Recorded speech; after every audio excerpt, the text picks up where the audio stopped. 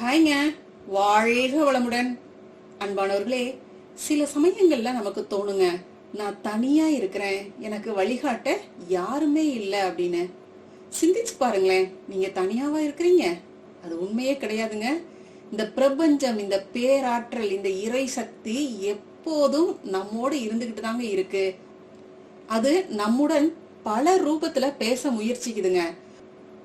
ஆனா நம்மளால தாங்க அதை புரிஞ்சுக்க முடியறது இல்ல. அதை அனுப்பக்கூடிய அந்த சிக்னல்களை, அந்த சமிக்ஞைகளை நம்மளால புரிஞ்சுக்க முடியறது இல்லைங்க. அன்பானவர்களே, இன்னைக்கு நாம பிரபஞ்சம் உங்களுடன் தொடர்பு கொள்ள முயற்சிப்பதற்கான 4 மிக முக்கியமான அடையாளங்களை பத்தி தாங்க பேச போறோம்.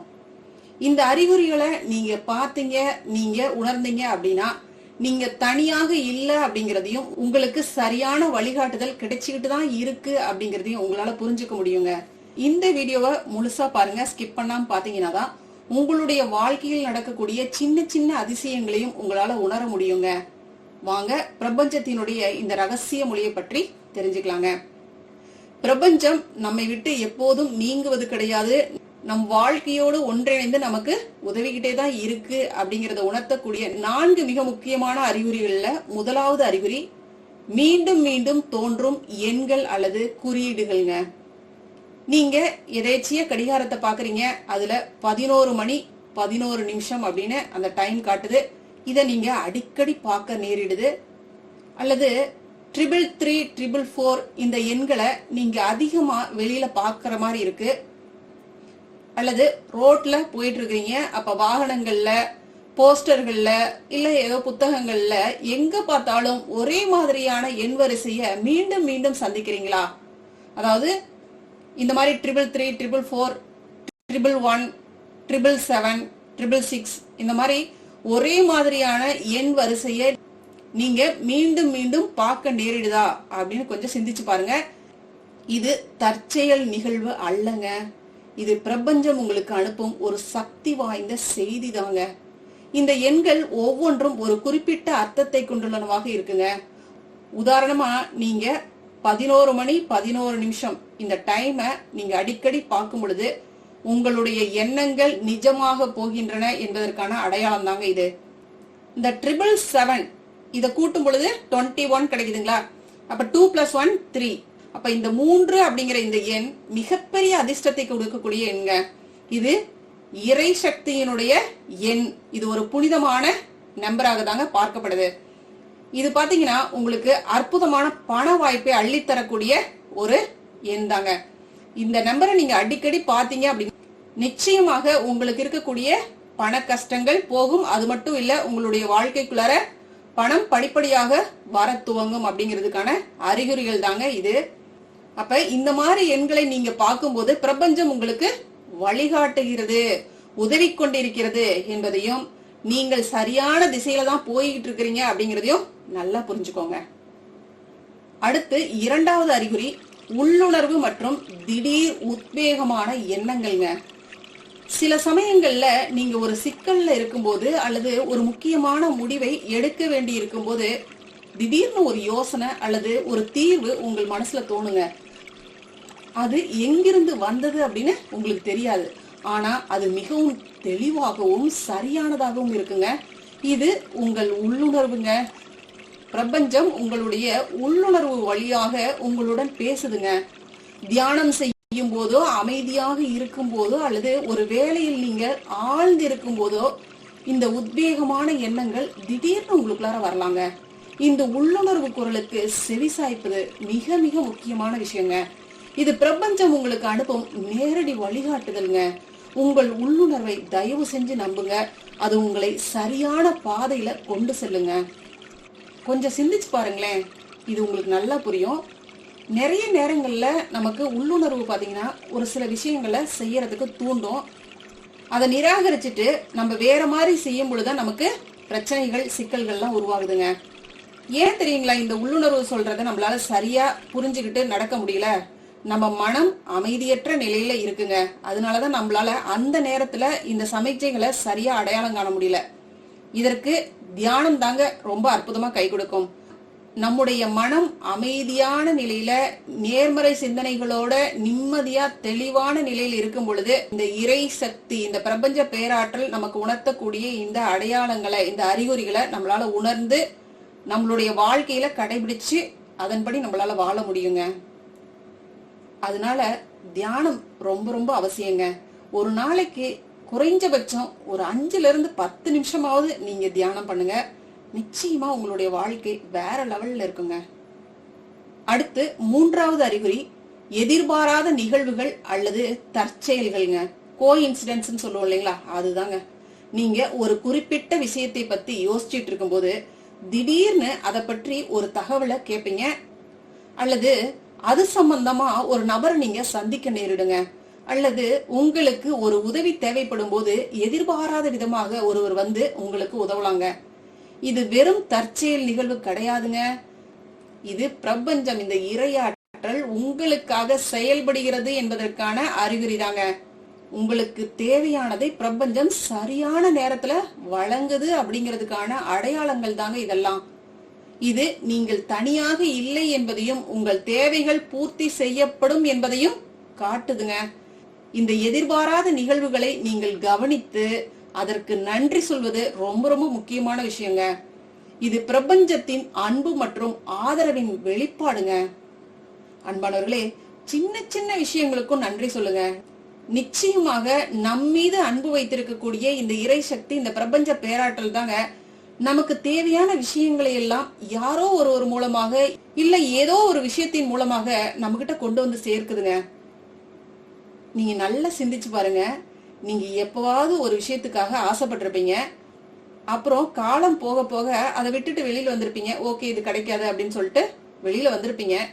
ஆனா இந்த இறையாற்றல் அதை அப்படியே பதிவு பண்ணி வச்சுக்கிட்டு ஒரு குறிப்பிட்ட காலம் வரும் பொழுது உங்களுக்காக அதை அற்புதமா கொண்டு வந்து உங்ககிட்ட சேர்க்குங்க.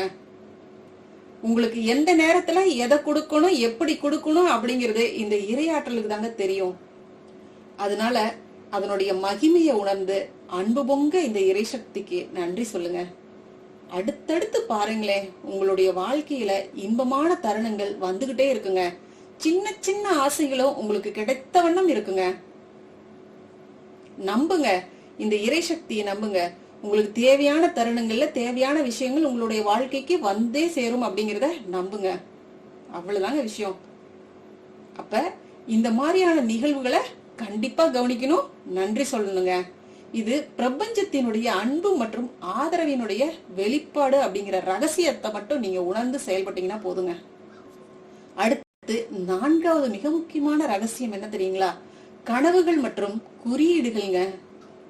உதாரணமா, நீங்க ஒரு முக்கியமான வேலையில இருக்கிறீங்க வச்சுக்கோங்க.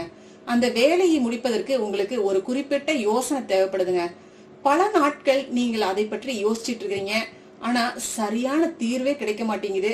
ஒரு இரவு நீங்கள் கனவு காண்றீங்க. கனவுல நீங்க ஒரு அழகான தோட்டத்துல இருக்கிறீங்க. அந்த தோட்டத்துல நிறைய பூக்கள் பூத்து குலுங்குது. திடீர்னு ஒரு பெரிய புத்திசாலித்தனமான ஆந்தை ஒன்று உங்கள் அருகில் வந்து அமருது. அந்த ஆந்தை உங்களுடைய கையில ஒரு சிறிய சாவியை கொடுக்குது. அந்த சாவியை பெற்றதும் உங்களுடைய மனம் மிகவும் நிம்மதியாக உணருது. இந்த கனவு முடிஞ்சோடனே அப்படியே உங்களுடைய தூக்கம் கலைஞ்சு போயிருது. அப்ப இந்த கனவினுடைய விளக்கம் என்னங்க? இந்த கனவுல வரக்கூடிய ஒவ்வொரு குறியீட்டுக்கும் ஒரு ஆழமான அர்த்தம் இருக்குங்க. ஆந்தை கனவுல வந்திருக்கு. அப்ப ஆந்தை அப்படிங்கிறது என்னன்னு பாத்தீங்கன்னா, ஞானம், அறிவு மற்றும் மறைந்திருக்கும் உண்மைகளை அறிந்து கொள்வதற்கான குறியீடு தாங்க இது. இது பிரபஞ்சம் உங்களுக்கு சொல்லக்கூடிய செய்திங்க. உங்களுக்கு தேவையான தீர்வு உங்ககிட்டயே இருக்கு, அதை தெரிஞ்சுக்கப்பா. உங்களுடைய உள்மனதை, உங்களுடைய ஆழ் மனதை நம்புங்கள் அப்படிங்கிறதுக்கான சூட்சமத்தை தாங்க இந்த பிரபஞ்சம் உங்களுக்கு உணர்த்துதுங்க. அப்ப நீங்க தேடிக்கிட்டு இருக்கக்கூடிய கேள்விக்கான விடை உங்களுக்குள்ளாரையே இருக்கு.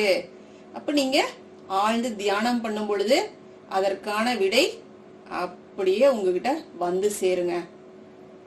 நல்லா புரிஞ்சுக்கோங்க, அறிவு அப்படிங்கறதாங்க இறை. இந்த இறை சக்தி எப்படிங்க நம்ம கிட்ட வெளிப்படுது?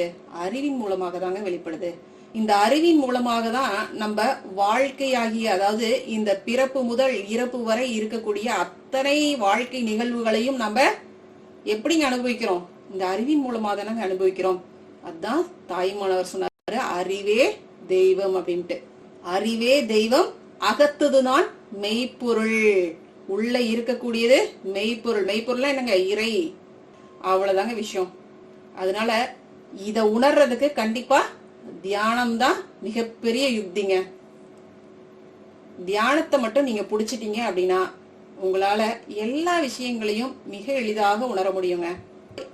இறைனா என்ன, இந்த இறை எப்படி நம்மோட இணக்கமாக செயல்பட்டு இருக்கு, ஒவ்வொரு நொடியும் அது எப்படி நம்மளைய வழிநடத்தி கொண்டு போகுது அப்படிங்கறதெல்லாம் நம்ம எளிதாக புரிஞ்சுக்க முடியுங்க.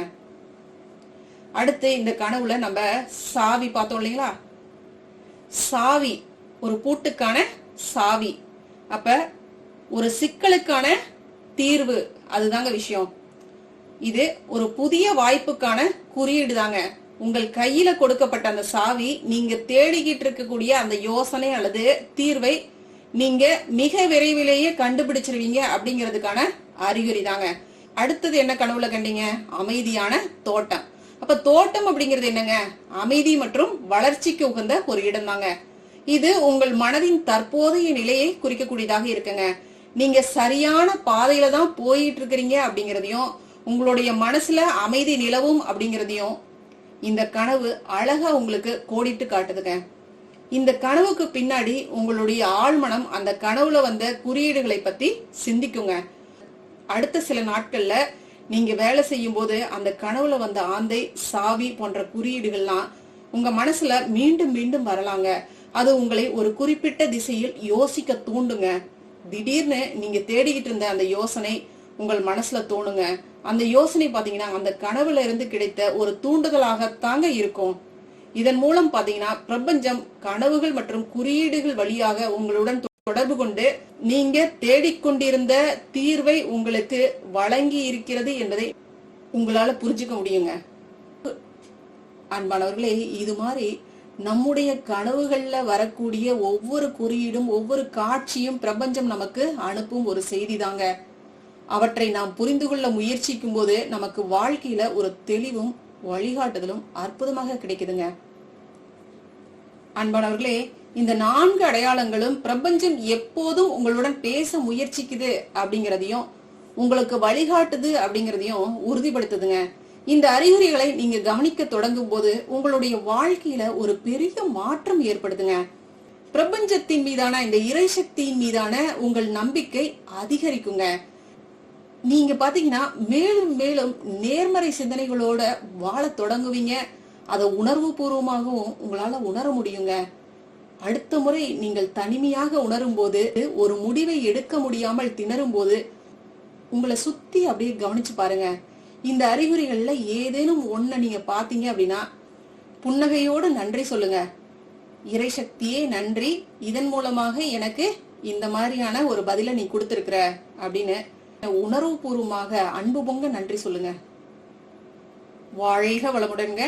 அன்பானவர்களே, இந்த 4 அறிகுறிகளையும் நீங்க உங்களுடைய வாழ்க்கையில அடிக்கடி பார்த்திருக்கிறீங்களா, உணர்ந்திருக்கிறீங்களா அப்படிங்கறத நம்மளுடைய கமெண்ட்ல ஷேர் பண்ணுங்க.